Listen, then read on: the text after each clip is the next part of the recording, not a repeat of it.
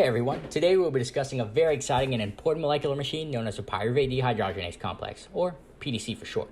I know it sounds scary and daunting, and you may be asking what the heck is that? Well, don't worry, I'll explain everything. Have you ever wondered how your food ends up as usable energy that powers your brain and every muscle in your body so that you can merely move around? If so, let's examine a typical breakfast food, pancakes.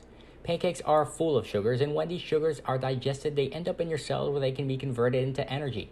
This metabolic process begins with glycolysis, which takes your typical sugar, glucose, and turns it into 2,3 carbon molecules called pyruvate.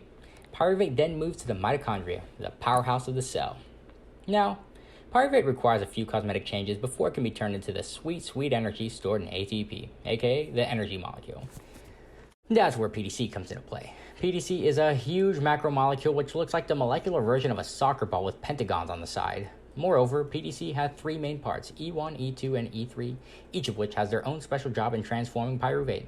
First, the E1 enzyme removes CO2 from pyruvate, changing it from a 3-carbon molecule to a 2-carbon fragment and attaching it to a helper molecule known as diamine pyrophosphate, or TPP for short. TPP, interestingly enough, comes from vitamin B1, so make sure to eat your vitamins, kids. From there, E2 takes the bound fragment and transfers it from TPP to a lipoamide group that looks like a long swinging arm which can swing around the entire PDC.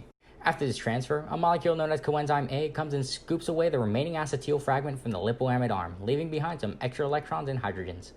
Here is where we get the final acetyl coenzyme A, which will be needed for the next step of metabolism for that sweet energy. Finally, E3 resets the entire cycle by removing the extra electrons and hydrogens from the lipoamide arm. This is done with the aid of two other helper molecules, FAD and NAD, leaving the complex ready to transform another pyruvate molecule into acetyl coenzyme A. It's cool to note that FAD and NAD are also obtained from B vitamins.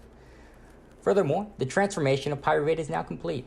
These newly formed molecules then go into processes like the Krebs cycle and the electron transport chain, both of which are the last couple steps in the pathway to make energy that we have been after.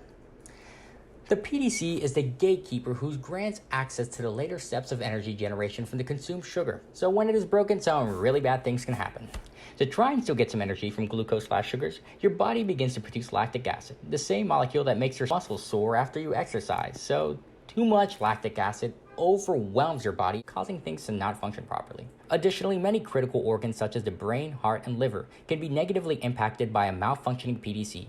These organs do not receive the necessary amounts of energy and ATP to function properly. Hence, most of these effects from a broken PDC are fatal.